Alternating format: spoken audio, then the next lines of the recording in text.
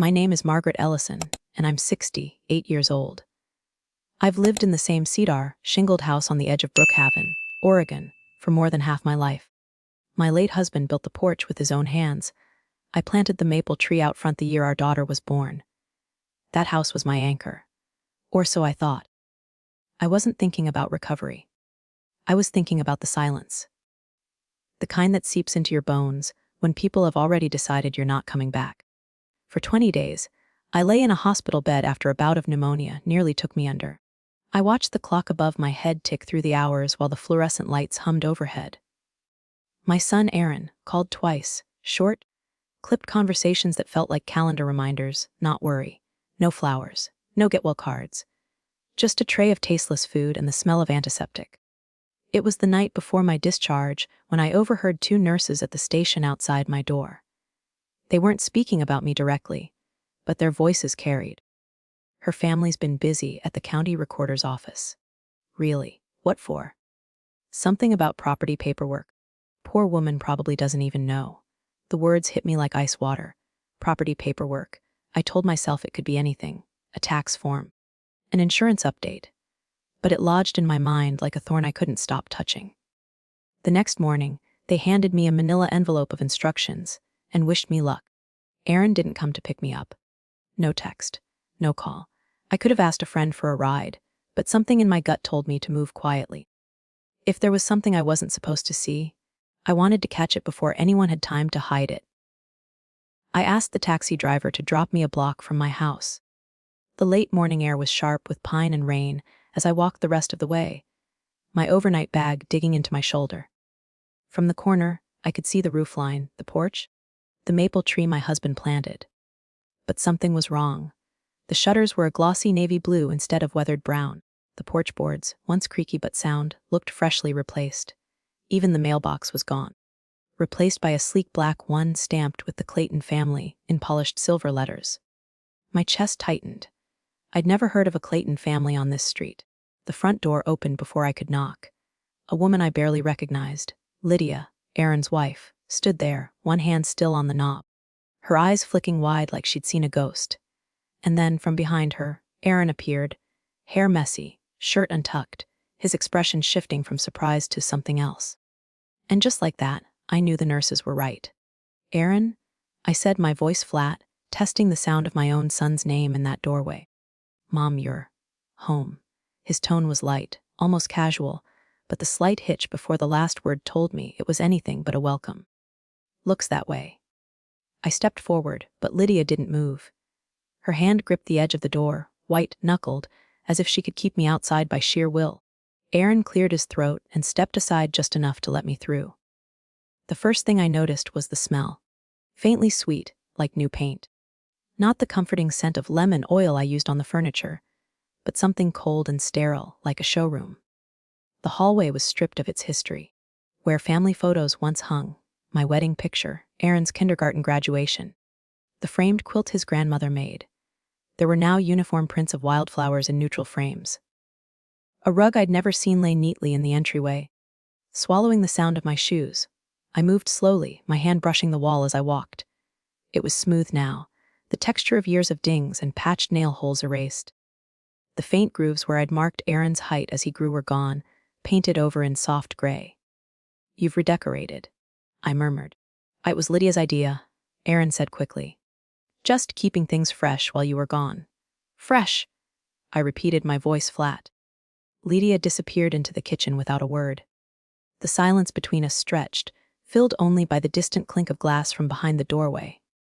In the living room, I stopped short. My quilt, the one I made from my late husband's work shirts, was gone from the couch. The coffee table had been replaced with something sleek and modern. On the mantel, the old family photos had vanished. In their place was a single framed picture Aaron and Lydia on their wedding day. No pictures of me, not one. "How long have you been here?" I asked without looking at him. Aaron shifted, his weight moving from one foot to the other. "Since the first week you were admitted. Just temporary, keeping an eye on the place, making sure nothing happened to it." "Nothing happened to it," I said softly. "Except you moved in, Mom." "We were helping," he replied, and for a moment I almost believed him. Until I heard it, a faint creak from upstairs. The sound was so familiar I felt it in my bones. The third plank outside my bedroom, the one that always groaned under weight. I turned toward the staircase. "Who's upstairs?" "No one," Aaron said too quickly. "Probably the house settling." "That's what your father used to say when he didn't want me to worry." My voice was steady, but my pulse hammered in my ears. I took a step toward the stairs. Aaron moved to block me. "You just got out of the hospital. You're not going up there." "I'm not asking your permission." We stared at each other, mother and son, but with a chasm between us that hadn't been there before. Something in his eyes told me exactly what I'd find if I kept going. And that was all the reason I needed. I pushed past him, my fingers gripping the banister. My legs ached, my breath was uneven, but I climbed.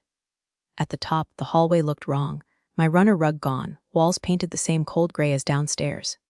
My bedroom door stood wide open. The bed was neatly made, but not with my linens. The dresser was empty. And on the nightstand, instead of my Bible and reading glasses, sat a stack of unopened envelopes. The top one read Clayton County Recorder's Office. Addressed to the Clayton family. Downstairs a door clicked shut, the back door. I picked up the envelope, my hand trembling just enough to make the paper whisper. That's when I heard footsteps pounding up the stairs. Aaron appeared in the doorway, face pale. "Mom, you shouldn't be up here." I held the envelope up between us like a weapon. "Why are official letters coming to my house with someone else's name on them?" He hesitated. "It's Lydia's cousin's name. We're helping them out while they get settled." I stared at him, searching for even a sliver of truth in his eyes. I didn't find it. Before Aaron could say another word, a voice drifted up from downstairs. "Aaron, is she here?" The tone was warm, too warm for a stranger, and yet I didn't recognize it. Aaron's eyes flicked toward the stairs, then back to me. "Stay here. I'll handle it." But I didn't stay. I followed him down, each step heavier with the kind of dread that creeps, not pounces. The kitchen came into view, and my breath caught. Two people stood there like they belonged. A woman in her 50s, polished in that practiced, expensive way, was leaning against my counter, holding one of my mugs. Next to her, a tall man with a thick build scrolled on his phone as if the space were his own. Between them, on the counter, sat a thick manila folder. The label on the front was printed in bold black letters. I didn't stop in the doorway. I walked in, the linoleum cool under my feet, the air between us tightening like a drawn bowstring. The woman looked at me, her expression sharpening like a knife finding its edge. The man barely glanced up, just adjusted his stance and kept scrolling. I reached for the folder. No one stopped me. The first page was enough. Signatures, stamps. My address. A sale date from 2 weeks ago. I set the page down slowly, my fingers pressing into the counter until I felt the wood beneath the laminate. "You sold my house." Aaron stepped forward, palms out like he could push the words back. "It's not what you think." "It's exactly what I think," I cut in. My voice was low, steady, more dangerous than shouting. "While I was lying in a hospital bed, you put this place in someone else's name." Lydia appeared in the doorway, her eyes scanning the scene, locking on the folder in my hand. She didn't look surprised. The woman with the mug spoke for the first time. "Mrs. Ellison, we..." "Don't," I said sharply, my eyes still on Aaron.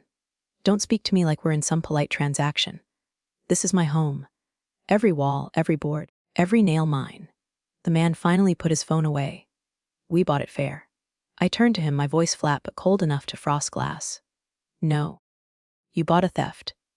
The silence that followed wasn't peace. It was the kind of stillness right before something breaks. I didn't need more proof. The truth was standing all around me. And for the first time since the hospital, I felt something stronger than weakness. Resolve. Some betrayals slice in one clean motion. Others are a slow carving, so by the time you realize what's gone, there's nothing left to save but your will. That morning, I understood that my home was more than a deed. It was my history, my identity, and they had tried to erase both. I didn't sleep that night. The Claytons were gone by dusk, their voices echoing faintly in my ears as I sat at the kitchen table, the property transfer folder in front of me. The street outside was quiet, but inside, the walls felt restless, like they knew they were holding a stranger's name now. I reread the documents until the words blurred. My own signature was nowhere to be found. Instead, there were neat, looping letters under my printed name. For a moment, my breath caught. Whoever had signed for me had practiced. It wasn't Aaron's handwriting, but I would have sworn it was close enough to fool anyone not looking for the lie. I thought of the nurses' voices, the pity in them when they spoke about property paperwork. They'd known something I didn't. By morning, I knew what I had to do. The Brookhaven County Records office was a squat brick building off Main Street, the kind of place you wouldn't notice unless you were looking for it. I hadn't set foot there in years, since my husband and I paid off the house, signed the deed, and left with that feeling you only get once in a lifetime ownership. The clerk behind the counter was young, maybe mid-20s, her hair twisted into a messy bun. She gave me a polite smile that faded when I slid the folder across to her. "I need to see the original transfer documents for this property," I said. She glanced at the folder, then at me. "We can't release." "You can to the legal owner," I cut in. "And that's still me. At least until a judge says otherwise." Something in my voice must have landed, because she disappeared into a back room without another word. While I waited, an older man stepped out from the office behind the counter. His face was deeply lined, but his eyes were alert, watchful. The nameplate on his shirt read David McConnell, Senior Clerk. "You're Margaret Ellison?" he asked. "Yes." He looked down at the folder, then back at me. "Your husband and I went to high school together. He was a good man." The words were simple, but the weight in them told me he knew more than he was saying. "David," I said, leaning in slightly, "someone forged my name on those papers. I need proof." He hesitated, then lowered his voice. "I can get you copies. But you didn't hear this from me. Those signatures went through fast, too fast. And there's a notary involved who shouldn't be anywhere near this transaction." The clerk returned with a manila envelope and slid it across the counter. David placed his hand on it before I could take it. "If you're going to fight this, do it quickly. They're moving money, and once it's gone." He let the sentence hang. I took the envelope and slipped it into my bag. "I'm not just going to fight it, David. I'm going to burn it down to the roots." That evening, I called the only lawyer I trusted, a woman named Elaine Porter, who'd once handled a boundary dispute for me and won against a developer twice her size. She didn't sugarcoat things. "It's going to be messy," she said after I told her everything. "Family cases like this, they dig up more than deeds. They dig up every ugly truth people have been sitting on for years. Are you ready for that?" I thought about Aaron's face in the kitchen, the way he blocked the stairs like a guard. I thought about the strangers standing in my home with their mugs and their paperwork. "I've been ready since the minute I saw that mailbox," I said. Elaine's voice was calm, steady. "Then we start tomorrow. Some wars aren't fought with weapons. They're fought with paper, dates, and signatures. But the fire in your chest can be just as lethal as any blade." That day, I stopped being the woman they thought would fade quietly away. Elaine worked fast. By the end of the week, she'd pulled certified copies of every document tied to the transfer. I sat at her kitchen table. She preferred working from home, where she could think without the sound of phones ringing, and went through each page with a pencil in hand. They didn't even try to hide it. Elaine said, tapping the notary's signature, "This woman's had her license suspended twice. Your son and daughter-in-law would have known that if they were acting in good faith." "Good faith," I murmured. The words felt foreign now. She slid over a stapled packet. "And here's the kicker. This wasn't just a straight sale. It was a transfer to a holding company. Claybrook Properties, LLC. Guess who's listed as the manager?" I scanned the page, my eyes catching on the name, Aaron Ellison. My mouth went dry. So he didn't just sell it. He sold it to himself. "In a manner of speaking," Elaine said. "It's a classic move. Put the property in a shell company. Make it look like it's going to a third party, then move in buyers who are just placeholders." I sat back in my chair, the paper limp in my hands. "But why the charade? Why not just say he wanted the house?" Elaine's gaze was steady. "Because he didn't just want the house, Margaret. He wanted it free and clear. And he didn't want you. Or anyone else digging into what he's been doing with it." That thought gnawed at me for the rest of the day. I didn't get my answer until the following afternoon, when I returned to the house to pack a few personal things Elaine said I should remove. before anyone got the idea to claim them as fixtures. The place was quiet when I walked in, the kind of quiet that makes you think you're alone until you hear a voice. It was coming from upstairs, muffled but urgent. I crept halfway up the stairs and froze when I caught the words. Erin was on the phone. I told you she'd be gone for months. We needed the space ready before. A pause. No, she doesn't know about the renovations. Or the buyers. Another pause. No. I haven't told her about the sublease. The word hit me like a blow. Sublease. I waited until I heard his door close, then slipped back down the stairs before he could see me. That night, I called Elaine.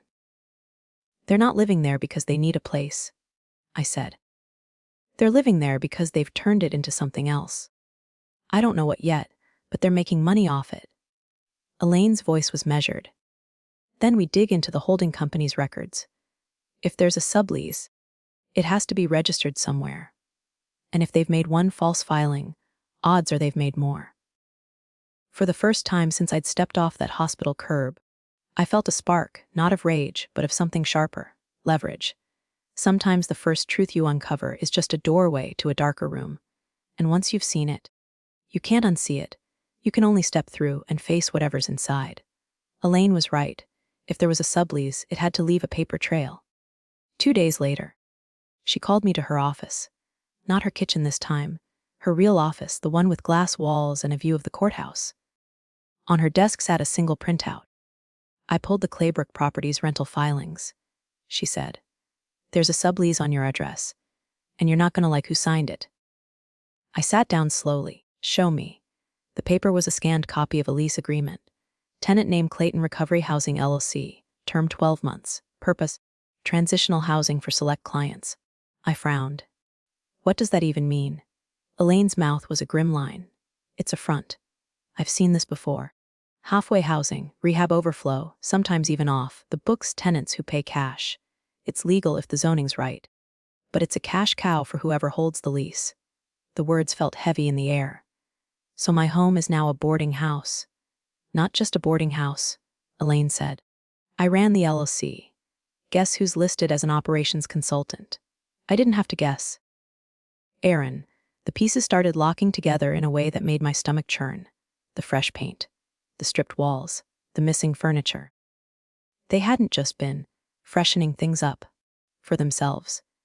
They'd been erasing me to make space for strangers who'd pay rent straight into Erin's pocket. Worse still, Elaine pointed to a line item on the filing. Margaret, they're charging nearly double the going rent in Brookhaven. And because it's under the guise of recovery housing, there's less oversight. Which means they can do whatever they want. I finished. I left Elaine's office with copies of everything. I didn't go straight home. Instead, I drove to the far end of Brookhaven, where the houses thinned out into old farmland, and pulled up outside a squat building with a faded sign, Brookhaven Veterans Outreach. Inside, the air smelled of coffee and old carpet. Behind the front desk sat a man in his 70s with kind eyes. "Can I help you?" he asked. "I'm looking for someone who's been placed in a house on Maple Street, 214. His brow furrowed. "We've had 3 guys there in the past month. It's supposed to be a recovery placement, but..." He hesitated. "We've had complaints. About the conditions, about the way the money's handled." "What kind of complaints?" I pressed. "Rent hikes mid-month. Promises made, then broken. And none of them have ever met the actual owner. Just a man named Erin. By the time I walked back to my car, my hands were shaking, but not from weakness. This wasn't just about my house anymore.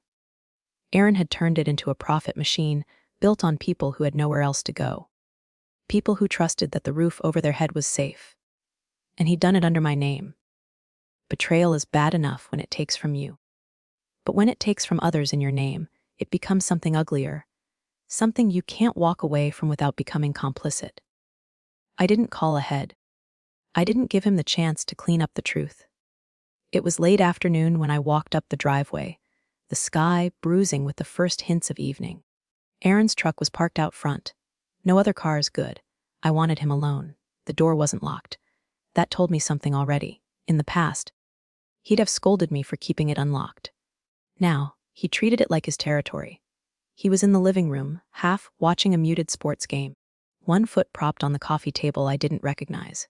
His face tightened when he saw me. "Mom, you can't just." I tossed the manila envelope onto the coffee table. It slid until it stopped against his foot. "Read it." He didn't move. "What is this?" "Your sublease," I said, my voice calm but threaded with steel. "Clayton Recovery Housing. The holding company, the rent rolls. I've seen it all." His jaw worked, but he didn't reach for the papers. "It's not what it looks like." "It looks like you turned my home into a cash cow," I said evenly. "It looks like you forged my signature to do it. And it looks like you're charging desperate people more than this town's market rate while hiding behind a charity label." For a long moment, he just stared at me. I could see the flicker in his eyes, the part of him scrambling for the right story. "You don't understand," he said finally. "Then explain it." I shot back. "Explain why veterans and recovery clients are complaining about being cheated under my roof. Explain why I had to hear about it from a records clerk and a man at the outreach center instead of my own son." He leaned forward, elbows on his knees. "We needed the money. Lydia's hours got cut. I had debts. This wasn't about paying bills." I interrupted. "This was about control. You didn't just want the house. You wanted it under your name, without me in the picture. And you wanted the income to run through you." His mouth opened, then closed. For the first time since I'd come home, he looked cornered. "You think you're going to take this to court?" he said finally. "You'll drag your own son into a lawsuit. If it means keeping my name clean, yes," I said without hesitation. He stood then, too quickly, his chair scraping back. "You'd ruin your own family over this." I stepped closer, my voice low but deadly certain. "You did that yourself." He didn't follow me when I turned and walked out. Maybe he thought I'd cool off. Maybe he thought the guilt would fade. It wouldn't. Some confrontations aren't about getting answers. They're about planting a flag. Letting the other person know the war has started, and there's no going back. The first sign came 2 days later, in the form of a knock at my temporary rental. It was early morning, and I was halfway through my coffee when a woman in a navy blazer introduced herself as Carolyn Price, a social worker from the county's Adult Protective Services. "Mrs. Ellison, I'd like to ask you a few questions," she said, already pulling out a clipboard. The questions were polite at first. About my hospital stay, my current living situation. But it didn't take long to see the shape of what she was really here for. "Have you experienced any recent memory issues? Do you have a power of attorney in place? Has your doctor expressed concerns about your ability to manage daily affairs?" By the fourth question, I set my coffee down and looked her straight in the eye. "This visit wasn't your idea, was it?" She hesitated. "We received a call from a family member who expressed concern about your mental and financial well-being." A cold understanding settled over me. "Aaron." She didn't confirm it, but she didn't have to. After she left, I called Elaine. "They're trying to lay groundwork," she said. "If they can paint you as incompetent, any legal challenge you make against the transfer gets weaker. In some cases, it can even be thrown out. So he's trying to put me back in the same position he used to take the house in the first place," I said. Elaine didn't sugarcoat it. "Yes, and he's hoping you'll get rattled enough to slip up." That afternoon, I drove back to Brookhaven. Not to confront Aaron, but to start building a counterweight. I went to the family clinic, got copies of my discharge papers, and had my doctor write a formal statement competent, fully capable of managing personal affairs. From there, I stopped by the bank and pulled transaction histories that showed I'd been paying my own bills right up until the day I was admitted to the hospital. When I got back to the rental, I laid the papers out on the dining table. They weren't just documents, they were armor. Aaron wanted a credibility war. Fine. I'd fight it on paper and in court. But I'd also fight it in the court of public opinion if I had to. That night, I called Elaine again. "If they want to make this about my mind, then I want every decision they've made since I was admitted under the same microscope. Every payment, every call, every signature." Elaine's voice had a hint of satisfaction. "Now we're talking." When someone tries to rewrite your story, the first thing you do is write it down yourself, clear, true, and in ink they can't erase. Elaine's investigator worked faster than I expected. By the middle of the next week, She called me into her office with a stack of files, so thick they made a sound when she set them down. "You wanted Aaron's decisions under a microscope," she said. "Well, here's the view." I pulled the top file toward me. The first few pages were bank statements from the Claybrook Properties account. Large deposits, always in round numbers, every week. Withdrawals just as large, often within a day. "Where's it going?" I asked. Elaine tapped another folder. "Personal spending." Aaron and Lydia have been running all their expenses through the business account.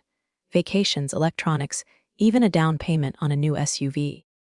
And because the house is in the holding company's name, they're writing it off as business expenses. I felt my jaw tighten. So while telling the county I'm too frail to manage my affairs, he's funneling my home's income into his toys. "That's not all," Elaine said, sliding over another sheet. "Here's a transfer to a private account in another state. And here, this is my favorite. He paid for a notary service 3 days before your signature. Appeared on the property transfer. The same notary with the suspended license." I stared at the paperwork until the edges blurred. This wasn't just incompetence or selfishness. This was premeditated. "They think they've built a story where I'm the unstable one," I said slowly. "But all it's going to take is one look at this to see who's really unfit." Elaine leaned back, a small smile in her eyes. "Which is why I think it's time we stop playing nice.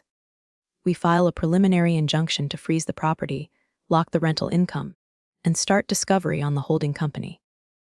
A slow, deliberate satisfaction spread through me. "And while we're doing that, I want copies sent to Adult Protective Services. Let them see the concerned son is living off fraudulent rent checks." That night, I sat alone in the rental, the files spread across the table like a war map. Every number, every date, every forged curve of my name was a weapon now. Aaron had tried to make me disappear on paper. Now I was going to make him visible, so visible he couldn't hide. Sometimes the best way to win a credibility war is to let the other side talk first. Because their lies will leave footprints you can follow right to the truth. The county's mediation office was in a beige building that looked like it had been built to be forgotten. Small windows, neutral carpet, the faint smell of paper and coffee. Aaron thought this meeting would be private. He was wrong. When Elaine and I arrived, the mediation room was already occupied, not just by Aaron and Lydia, but also the two Claytons, and to Aaron's visible discomfort, Carolyn Price from Adult Protective Services. She was seated in the corner with a notepad. Her presence requested, to observe. Aaron's smile was tight when he saw me. "Mom, we're here to find a reasonable solution." "No need to." I set a thick folder on the table and slid it toward the mediator. "Everything in here is evidence of fraud, misrepresentation, and misuse of property funds. The rent rolls, the bank statements, the notary with the suspended license. And," I pulled out a separate envelope, "the formal statement from my doctor confirming I am of sound mind and fully capable of managing my own affairs." Carolyn's eyes flicked to Aaron. His jaw clenched. The mediator glanced at the first page and frowned. "These are serious allegations." "They're facts," I said evenly. "And they show exactly how my home was stolen while I was in the hospital." Lydia shifted in her seat. "We didn't steal anything." I turned to her, my voice calm but sharp. "You took possession of property you knew wasn't yours, erased 37 years of history from its walls, and rented it out for profit under a fake charity front. That's not a misunderstanding. That's theft." The Claytons exchanged a look, clearly realizing their investment was radioactive. Aaron leaned forward. "Mom, we're family. You can't just drag this through the mud." I met his eyes without blinking. "You put us in the mud, Aaron. I'm just making sure everyone sees whose hands are dirty." The mediator suggested a short recess. Outside in the hallway, Aaron caught up to me, his voice low and tight. "You're going to ruin me." "You did that yourself," I said, echoing the words I'd spoken in my living room weeks ago. "The difference is, now you've done it in front of witnesses." Sometimes the first blow isn't the loudest. It's the one you land in the quiet, with just enough witnesses to make sure it echoes in every room they walk into afterward. 2 days after the mediation, Elaine called me with a voice that carried both urgency and satisfaction. "He's already slipping," she said. "We got a tip from the county clerk's office. Aaron tried to file an amended transfer document yesterday." "Why would he do that?" I ask. "Too correct, the dates and notarization," Elaine replied. "But here's the thing. Once a property transfer is in dispute, any alteration without court approval is considered tampering. He just handed us another charge to tack on." That evening, I stopped by the Veterans Outreach again. I wanted to thank the man who'd spoken to me before, and to see if the house on Maple Street had any new complaints. It did. One of the tenants had come in that morning saying Aaron had raised their service fee by $200 a month, effective immediately. No paperwork, no explanation. Just a knock on the door and a verbal notice. He's squeezing them, the outreach volunteer said. Like he knows time's running out. The next morning, I drove past my house. I didn't stop. I just wanted to see. The porch light was still on, even though it was broad daylight. A different car was in the driveway, one I didn't recognize. And then I saw Aaron, standing at the curb, talking to a man in a suit I knew wasn't his lawyer. They were speaking in low tones, but Aaron's body language told the story. Fast gestures, leaning in, darting glances up and down the street. He was negotiating something. When I told Elaine, she didn't hesitate. "We put a private investigator on him. If he's making side deals, we need proof before he can funnel money somewhere we can't trace it." For the first time, I felt a flicker of confidence. Like the ground was shifting under Aaron, not me. "Let him keep scrambling," I said. "Every move he makes now is one more crack in his own defense." A reflection. There's a strange kind of justice in watching someone who wronged you trip over their own lies. You don't have to shout. You don't have to chase. They create their own undoing, piece by piece, until the truth stands taller than any defense they could build. And when it's family, the hurt runs deep, but so does the quiet satisfaction of knowing you didn't have to become like them to win. Elaine's investigator, a quiet man named Mark, who looked like he could blend into wallpaper, called me 3 days later. "I've got something you'll want to see," he said. We met in the corner booth of a small diner off the highway, the kind of place where the coffee was always burnt, but no one asked questions. Mark slid a manila envelope across the table.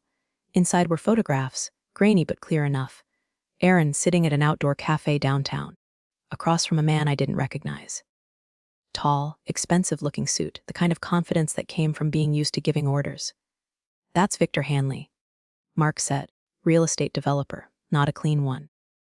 He's been investigated twice for predatory acquisitions, buying distressed or disputed properties for pennies on the dollar and flipping them through shell companies."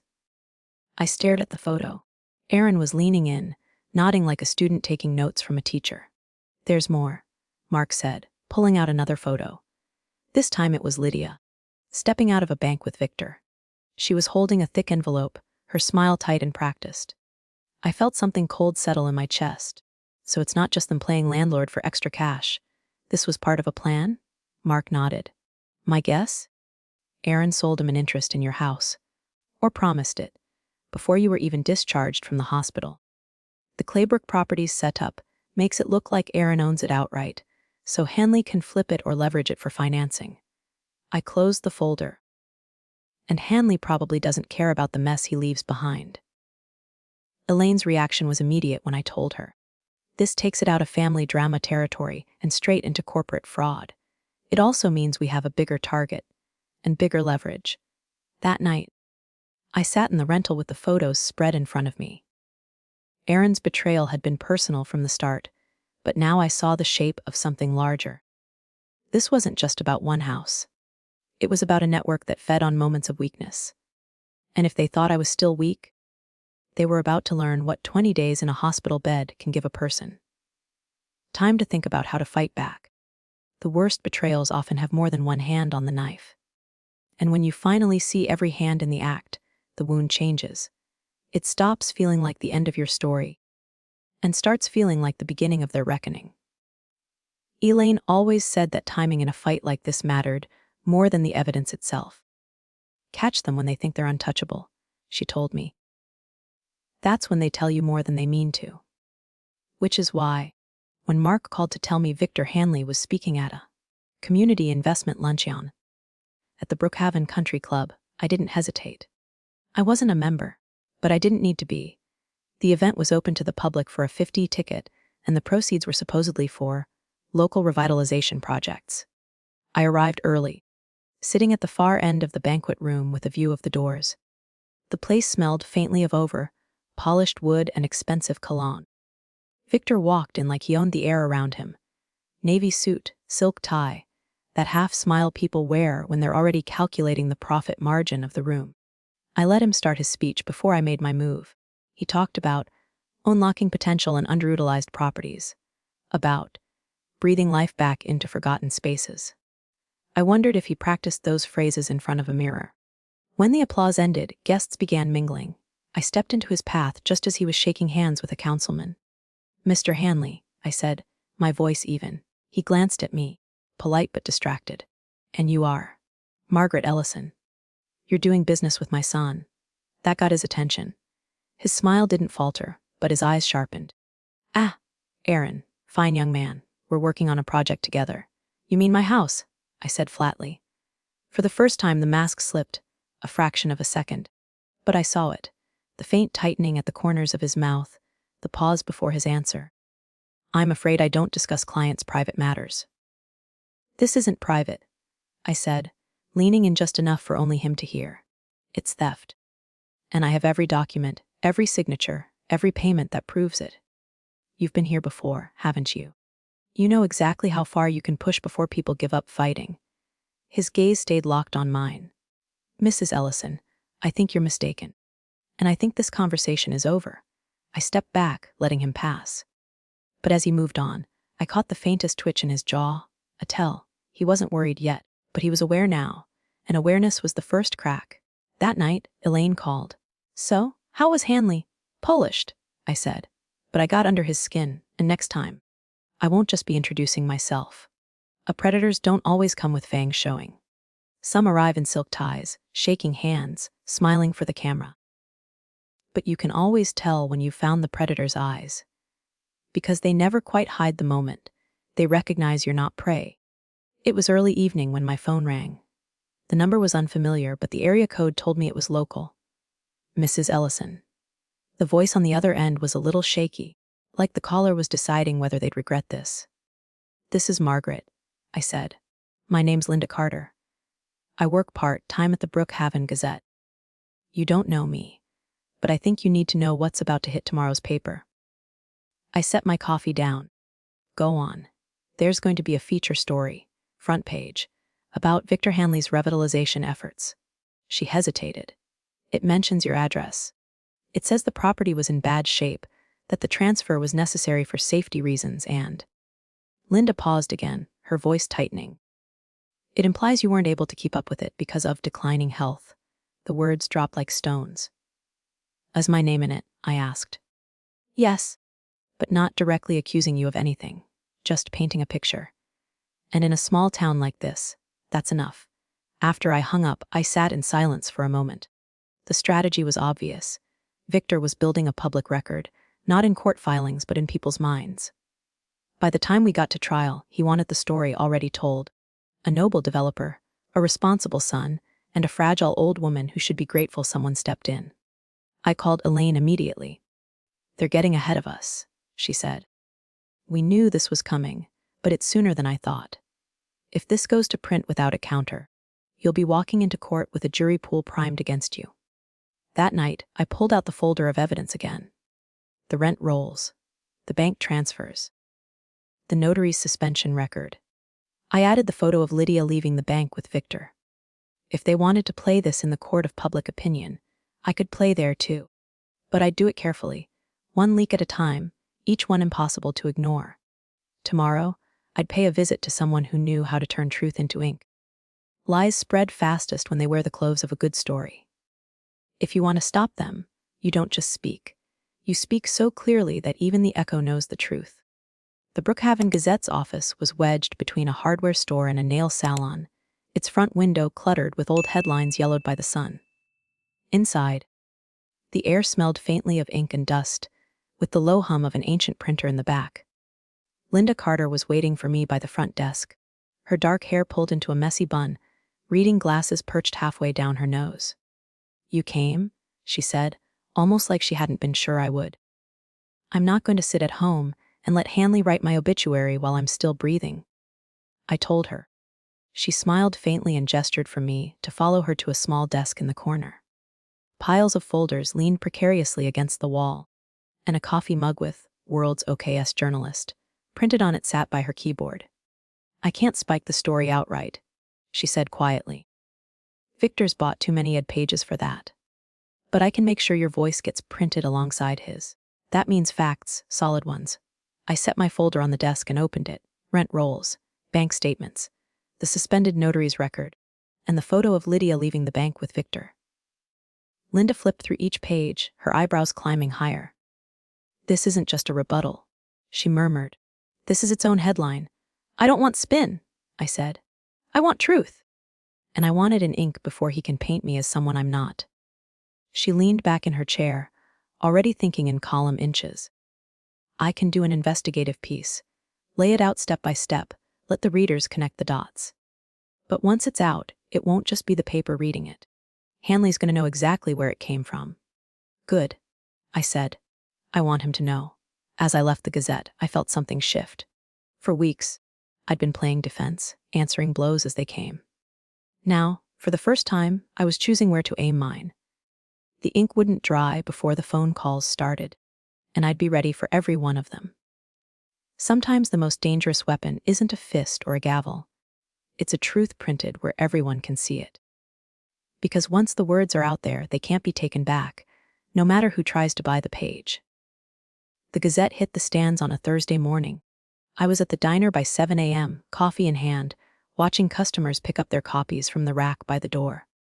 The headline ran in bold across the top. "Avlividilas Isatian, Salgiras Rives Fards Sais." Underneath was a photo of my house, my porch, my maple tree, next to a shot of the rent roll with the "Clayton Recovery Housing LLC" header clearly visible. Linda had been careful. Every claim in the article was backed by documentation, laid out in a way even the most distracted reader could follow. By the time I finished my coffee, my phone had buzzed 5 times. 3 were from numbers I didn't recognize. 2 were from Aaron. I didn't answer any of them. At the post office, I was sliding a bill into the outgoing slot when someone called my name. "Margaret!" I turned to see Tom Keating, the former building inspector for Brookhaven. He was retired now, but in a small town, that didn't mean he'd stopped paying attention. "Read your story this morning," he said, his voice low but firm. "You should know. Hanley tried to get me to sign off on a zoning variance for your place 3 weeks ago. Said it was for temporary housing expansion. I refused." "Did he say why?" I asked. "He didn't need to," Tom said. "The plans he showed me didn't match the property records. He was trying to add units on paper that don't exist yet. That's not just shady, it's illegal." I felt the edges of the puzzle start to sharpen. "Would you be willing to put that in writing?" Tom didn't hesitate. "Absolutely. That man's been skirting rules in this county for years. Maybe it's time someone shut the door on him." When I told Elaine later, her voice had that controlled excitement she got when a case tipped in our favor. A former inspector. That's gold. Hanley can spin public opinion all he wants, but zoning fraud is black and white. We add this to the injunction filing, and the judge will have no choice but to take it seriously. For the first time since the hospital, I felt the ground under me solidify. Hanley had money connections and a press-friendly smile, but now, I had something just as powerful. Credible witnesses who weren't afraid to stand next to me. A fight like this isn't won in one blow. It's built piece by piece. Ally by ally. Sometimes the strongest voices come from the people who've been watching quietly all along, just waiting for someone to ask. It was a rainy Tuesday when Hanley called. I almost didn't pick up. His number wasn't saved in my phone, but I'd seen it before in the case files. "Ms. Ellison," he said, his voice smooth, like we were old friends catching up over lunch. "I think we'd both agree this situation has gotten more complicated than necessary. Complications tend to happen when you steal something and the owner doesn't roll over." I replied. He chuckled lightly as if I'd made a clever joke. "You're a straight talker. I can respect that. Which is why I'd like to make you a proposal. One that spares everyone the time and expense of court." "I'm listening," I said, though my gut already knew where this was going. "I'll pay you the equivalent of your home's market value. Generous, mind you, plus a relocation allowance. Cash, no delays, no drawn-out legal mess. You walk away with enough to buy a place anywhere you like, debt-free. And you keep the house, I said flatly. And I keep the house, he confirmed, along with the peace of mind that this unfortunate misunderstanding never sees the inside of a courtroom. I let the silence stretch until he filled it. This is a win-win, Mrs. Ellison. You get security for the rest of your life, and I get to finish what I started without bad blood. At the end of the day, isn't that what matters? No, I said. What matters is that my name stays where it belongs, on the deed my husband and I worked for. You can't buy that with cash in a briefcase. His tone cooled, the smile draining from his words. You're making a mistake. People who dig their heels in usually end up buried. And people who threaten me over the phone, I said, usually end up disappointed. I hung up before he could answer. When I told Elaine, she didn't hide her approval. Good. He's nervous enough to spend money to make this go away. That means he knows we've got him. But I also knew something else. Offers like that didn't come without a plan B. And whatever Hanley's plan B was, I had a feeling it wouldn't be polite. Some offers aren't meant to solve a problem. They're meant to erase it. And when the problem is you, the price tag is just another way of saying you're expendable. It started small. Things that could have been coincidences if I believed in them. The mailbox at my rental got knocked over one night. No tire tracks, no note, just bent metal lying in the grass. A week later, I came out to find a long, deliberate scratch running the length of my car door. 2 days after that, an anonymous letter arrived. No return address. No signature, telling me I was too old to fight this, and should enjoy the time you have left instead of wasting it in court. Elaine called it intimidation. I called it Hanley's handwriting without a pen. But the real blow came on a Thursday morning when I showed up at the bank to handle some personal business. Mrs. Ellison, the branch manager said with a careful smile, I'm afraid there's been a hold placed on your checking account due to a pending fraud investigation. What fraud investigation? He slid a form across the counter. A complaint was filed last week, alleging irregular withdrawals. Because the claim is tied to the same bank where Claybrook Properties holds accounts, we're required to freeze funds until it's resolved. I didn't have to ask who filed it. Hanley was tightening the net, not to win in court, but to wear me down before we got there. When I told Elaine, her jaw set hard. This is classic. He's trying to create a paper trail that casts suspicion on you. So when you testify, they can say you've got financial irregularities. And if I run out of money before then? I asked. Moo, make sure you don't, she said. I'll have a motion filed by the end of the day to lift the freeze. But Margaret, she leaned in. You have to be ready. This is going to get uglier before it gets cleaner. That night, sitting at my kitchen table, I looked at the stack of evidence, the photos, the letters, the statements. I thought about my husband's hands building our porch, about the years that house stood as a part of who I was. Hanley thought this was about property. Aaron thought it was about control. They were both wrong. This was about survival. And I'd survive louder than either of them could silence. Some battles aren't fought in courtrooms or headlines. They're fought in the quiet moments, when someone tries to make you feel small enough to quit. And the only answer is to stand taller, even if your legs are shaking. Elaine always said you don't win a war by blocking every punch. You win by letting one land. Then using it to prove the other side was fighting dirty. The letter was still on my kitchen counter. The one telling me I was too old to fight this. I'd kept it in the envelope, untouched after reading it, because something about the paper felt deliberate. I called Mark, Elaine's investigator. Bring gloves. I told him. When he arrived, I slid the envelope into a plastic evidence sleeve. Can you get prints off this? He grinned faintly. Better. We can get partials and ink trace. Most people don't realize cheap printer ink has chemical markers unique to the cartridge it came from. If we can match it to Hanley's office equipment, it's direct proof of harassment. 3 days later, Mark walked into Elaine's office while I was there, holding a slim folder like it was gold. Good news, he said, dropping it on the desk. Partial prints match one of Hanley's assistants. And the ink markers, they match the cartridges used in his downtown office printers. Elaine's eyes lit up. Margaret, This changes everything. Harassment tied directly to his business means we can argue intimidation of a litigant. That's not just unethical, it's criminal. We moved fast. Elaine filed a motion to admit the letter as evidence, attaching the forensic report. The filing hit the public docket that afternoon, which meant by the next morning, every lawyer in town, and every curious neighbor, would know Hanley wasn't just the man revitalizing Brookhaven. He was also the man caught trying to silence the woman standing in his way.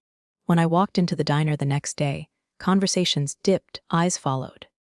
But for the first time, the weight in those stares wasn't pity. It was recognition. Hanley had drawn the knife. I'd turned it in his hand.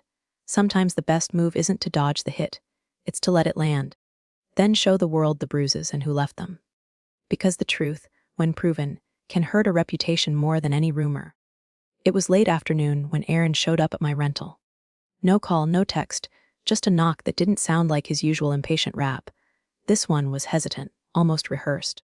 When I opened the door, he stood there in the same hoodie he used to wear to mow the lawn as a teenager, but now it looked shrunken on him. His eyes darted past me into the living room like he was afraid someone else might be listening. "Mom, we need to talk," he said. I stepped aside but didn't invite him to sit. He lingered near the door, shifting from one foot to the other. That restless movement was new. I'd seen Aaron bluff, posture, even sneer when cornered. But this was different. This was a man whose confidence had sprung a leak. "I didn't know Henley was going to go that far," he blurted. "The letters, the bank stuff. That wasn't my idea." I studied his face, the way his jaw tensed after each word. The way his voice clipped like he was holding back more than he was saying. "But you knew about the sale," I said evenly. "You signed my name on a deed that wasn't yours to touch." He flinched, not dramatically, just enough for me to see it. I thought. He stopped, swallowed. I thought it would be a way out. We were drowning.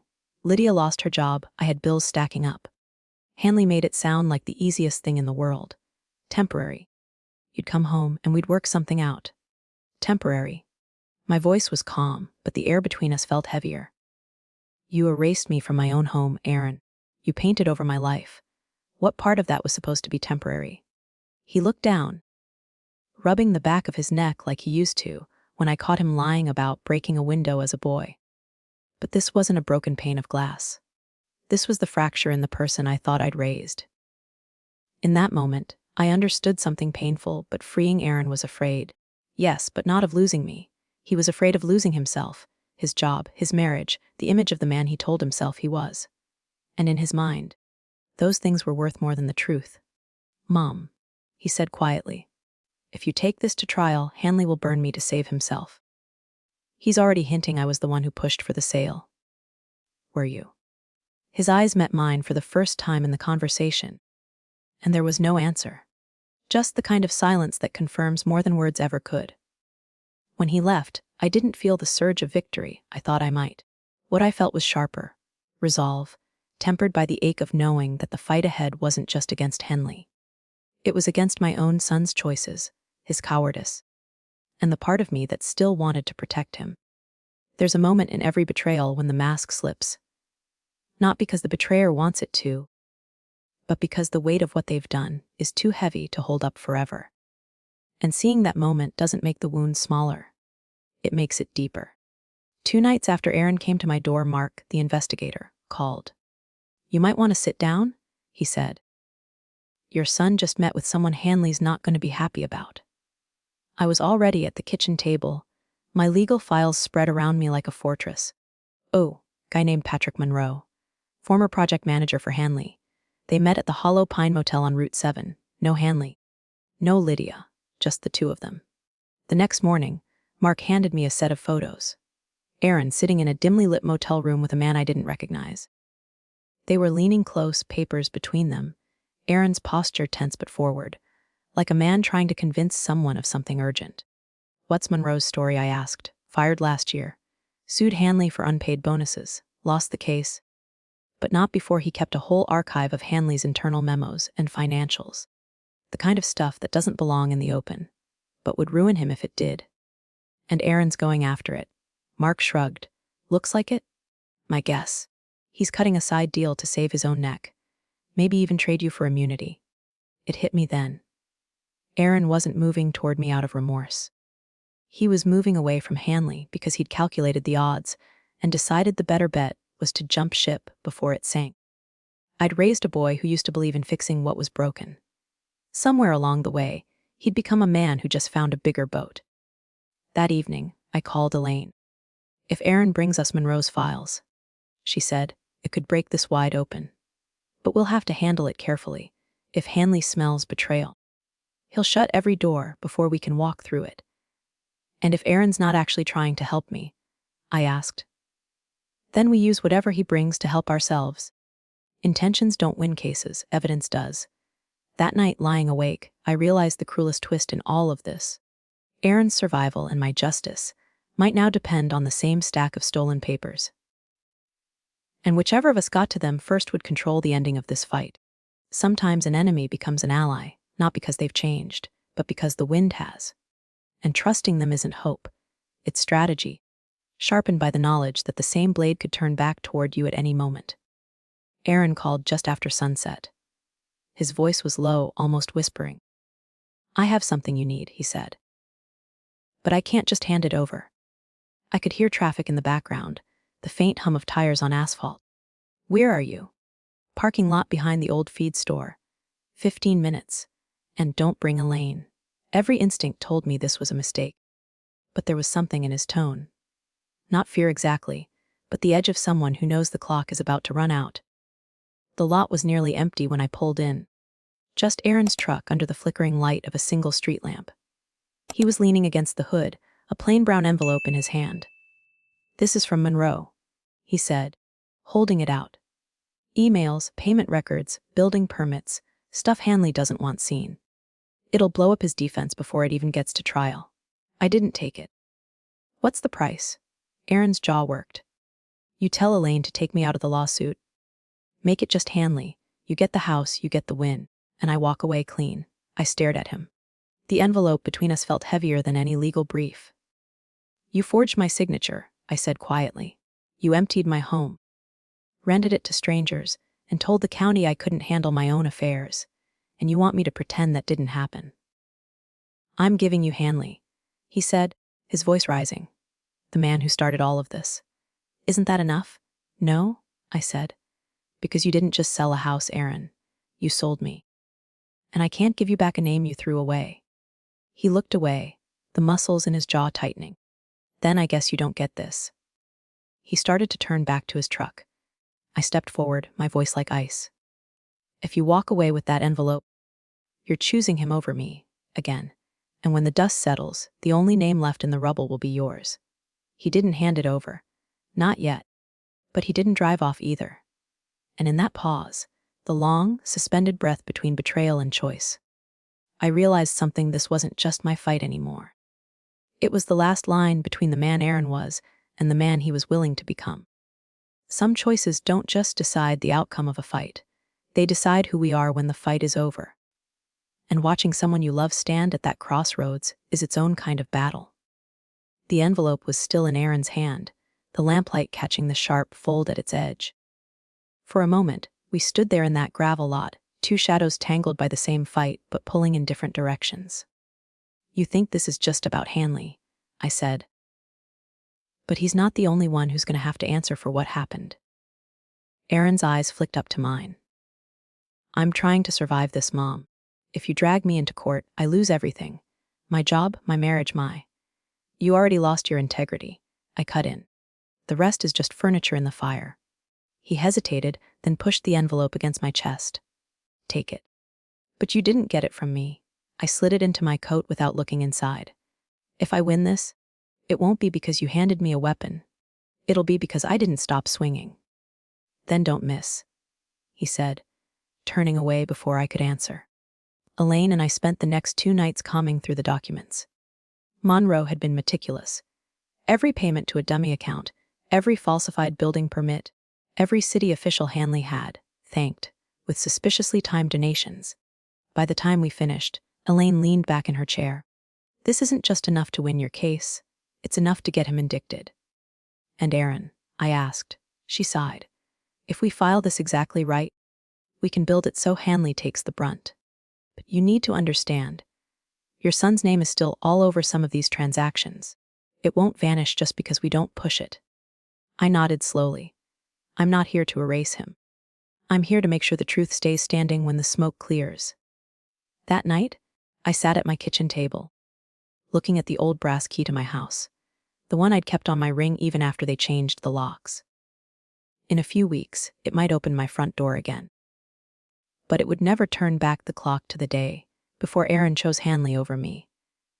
And maybe that was the part of the fight I'd carry long after the verdict. Sometimes victory comes with a door you can walk through again, but the rooms inside will never be the same. And you have to decide whether the truth is worth living with the echoes. Brookhaven's courthouse wasn't grand. No marble columns or sweeping staircases. Just a square brick building with a single set of double doors that creaked when you pulled them open. But that morning, it felt like the center of the town. People lined the steps, some pretending to check their phones, others openly watching as I walked up with Elaine. A few nodded, a quiet show of support. Others kept their faces blank. In a place like Brookhaven, you learn to read the gaps between expressions. Inside, the air was sharp with fresh coffee and the faint must of paper that had been stacked for years. Reporters from the Gazette sat in the back row, pens poised. Linda Carter gave me a small nod, the kind that said she was here for more than just the story. Hanley arrived first, flanked by two lawyers in suits so crisp they almost shone. He shook hands with the bailiff, smiling like he was greeting a client at a charity auction. His eyes didn't touch mine. Aaron came in a few minutes later alone. He looked smaller than I remembered, as if the weeks between the envelope and today had shaved pieces off him.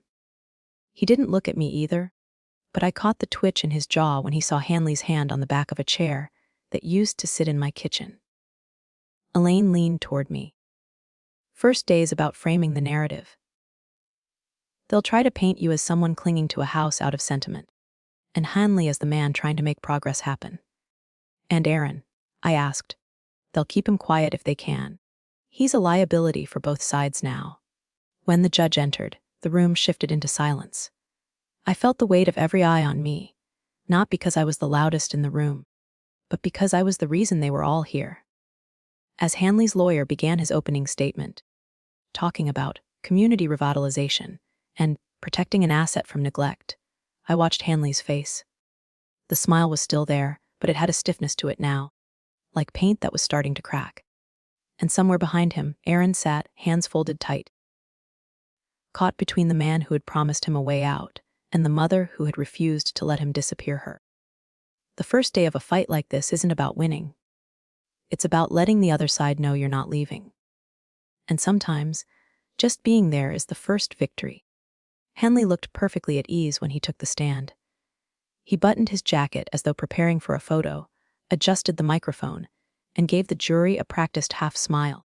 Elaine leaned toward me and whispered, "Watch his hands. If they move too much, he's losing control."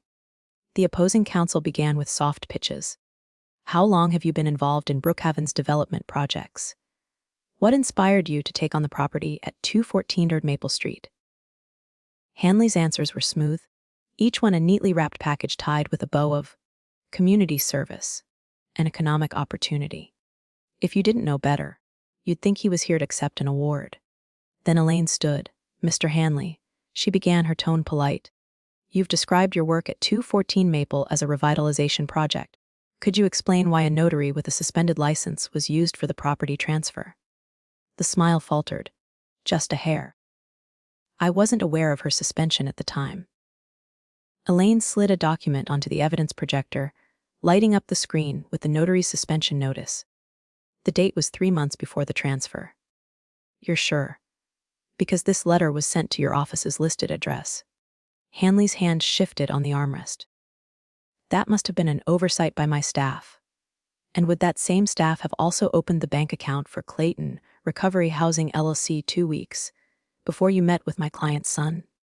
His jaw tightened. Business structures are established for many reasons. Was one of those reasons to collect rent from the property before the deed was legally in your possession? The room felt smaller as he hesitated, eyes darting toward his lawyer. That single pause was enough to send a murmur through the gallery. Elaine let the silence hang before saying, "No further questions for now." As Hanley stepped down, the stiffness in his movements betrayed the cracks. His suit was still perfect, his voice still smooth, but the jury had seen something they couldn't unseat: a man who didn't like being cornered. And we weren't finished yet. Some people think power is in how you answer questions, but in court, power is often in the pause, because a single second of hesitation can speak louder than 1,000 polished words. Aaron walked to the stand like a man crossing thin ice, slow, careful, every step calculated to avoid the cracks he knew were there. The oath was given, he sat, and for a brief moment, he looked right at me. Not long enough to be connection, just long enough to confirm I was watching. The opposing counsel started gently, framing Aaron as the dutiful son. "You moved into 214 Maple to protect the property while your mother was in the hospital." "Yes." "You handled maintenance, paid the bills, kept things in order." "Yes." His voice was steady, but I could hear the thinness in it, like he was reciting lines rather than speaking truth. Then Elaine rose. "Aaron," she began, her tone deceptively warm, "you've testified that you moved in to protect the property. Is that correct?" "Yes." She took a slow step toward the jury box. "And yet, 2 weeks after moving in, you signed a sublease agreement for the entire property to Clayton Recovery Housing LLC. Can you explain how that was part of protecting it?" Aaron's jaw flexed. "It was to help cover expenses." Elaine nodded, as if understanding. "Expenses like the new SUV, the vacation to Miami, the electronics purchased through the Claybrook Properties account." He shifted in his seat. "Those were business-related. Were they? Or were they personal purchases billed through an account tied to a property you did not own?" A muscle jumped in his temple. He glanced at Hanley, who was watching him like a handler willing his dog to heel. Aaron took a breath. It was Hanley's idea. He said it was standard to use business accounts this way. The courtroom stirred. Small noises from the gallery, pens scratching faster. That was the first direct stone thrown in Hanley's direction from Aaron's own mouth. Elaine's voice was calm, but I saw the sharpened edge beneath it. "So you're saying you acted under Mr. Hanley's guidance?" Aaron hesitated, just a beat too long. "Yes." From my seat, I felt both the sting and the shift. He was giving me what I needed, but not from a place of loyalty. This was survival, pure and simple. Still, as he stepped down, I caught the faintest flicker in his eyes. Not guilt exactly, but the awareness that the bridge between us was almost entirely ash. Sometimes the truth doesn't come as a gift. It comes as a last-ditch defense. And even if it helps you, it still carries the taste of what it cost to force it out. The last day of the trial felt heavier than any other. The courtroom was quieter, the benches more crowded, the air thicker. Even the judge's robe seemed darker in the morning light.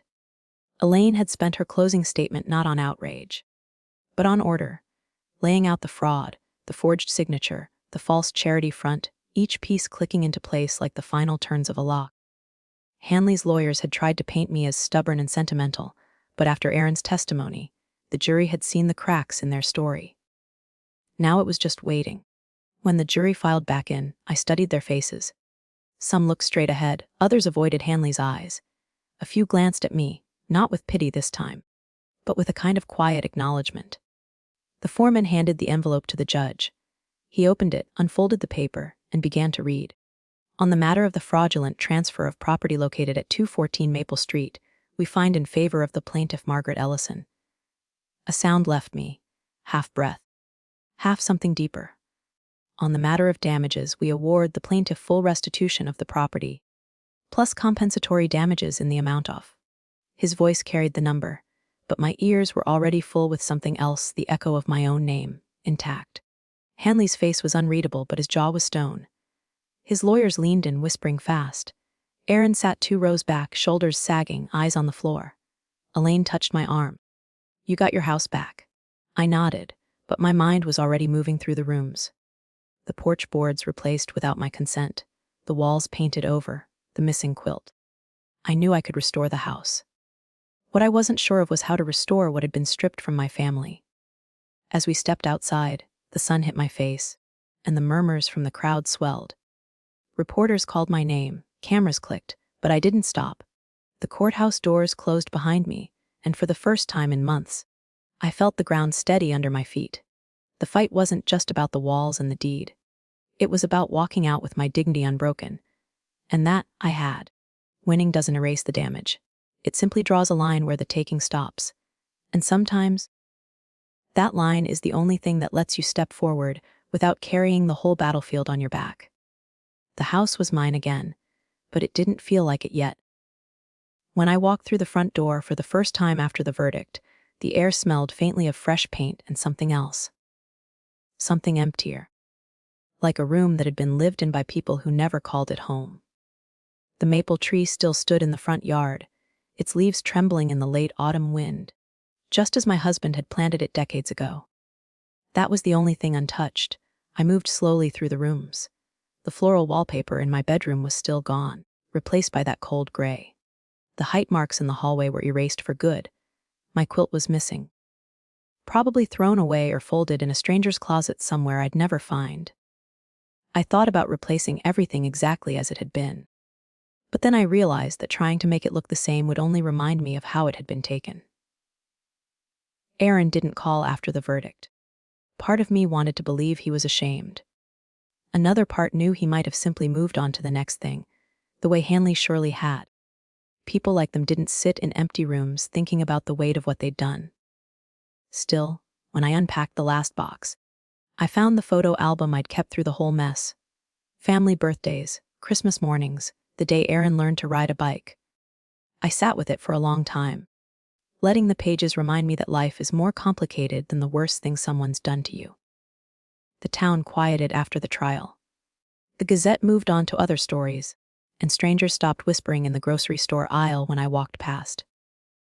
Life became small again, coffee in the morning, sweeping the porch, watching the light change across the maple leaves. I'd won the fight, but not the way I'd imagined. The house was standing. So was I. But some bridges can't be rebuilt, even with the best carpenter. And maybe that was all right. Because the real victory wasn't just keeping what was mine. It was knowing I had faced the kind of betrayal that could break you. And I hadn't let it. Winning a battle like this doesn't hand you back the years, the trust, or the innocence you lost. It gives you something else. Something quieter, but just as powerful. Proof that when the ground was pulled from under you, you learned how to stand on your own.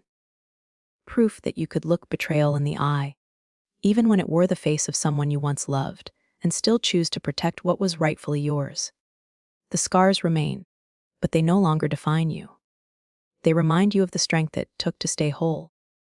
What would you have done if your own child, and a stranger joined forces to take your home while you were too weak to fight? Would you have let it go for the sake of family? Or stood your ground no matter the cost? Share your thoughts in the comments. I read every single one.